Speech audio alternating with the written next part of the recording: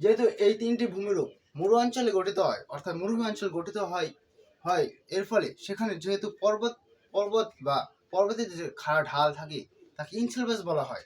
সেই ইনসেলেবাস অর্থাৎ পর্বতের পাদদেশে যে ঈশ্বর ঢালুযুক্ত প্রস্তরময় সমভূমি গড়ে ওঠে তখন তাকে বলা হয় পেডিমেন্ট। পর্বতের পাদদেশে ঈশ্বর ঢালুযুক্ত প্রস্তরভূমি গড়ে ওঠে, এগুলো হয় পেডিমেন্ট।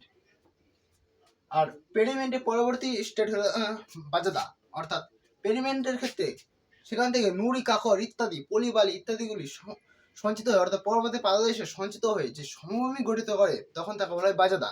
আর বাজাদা একটি বিস্তার অঞ্চল জুড়ে গঠিত একটি সমভূমি, এগুলো হয় বাজাদা। কারণ নুড়ি, বালি ইত্যাদি হয়ে গঠিত হয় বাজাদা। এটা হচ্ছে প্লায়া। প্লায়া কি? প্লায়া হলে মরু অঞ্চলে উন্মুক্ত লবণাক্ত জলের হ্রদকে বলা হয় প্লায়া। অর্থাৎ এই বাজাদার মধ্যেই, সেখানে যে সমগঠিত হয় সেই বাজাদার মধ্যেই বায়ুর ক্ষয়কার্যের ফলে বালি বা অন্যান্য বিভিন্ন পদার্থগুলি এক স্থান থেকে অন্য স্থানে সঞ্চিত বা অপসারণ হওয়ার ফলে একসময় দেখা যায় যে জলতল উন্মুক্ত হয়ে উঠেছে, তখন সেই অঞ্চলগুলো হয় প্লায়া। আর প্লায়ার মধ্যে যখন জল উন্মুক্ত হয়েছে তখন তাকে বলা হয় প্লায়া হ্রদ। প্লায়া, এটা প্লায়া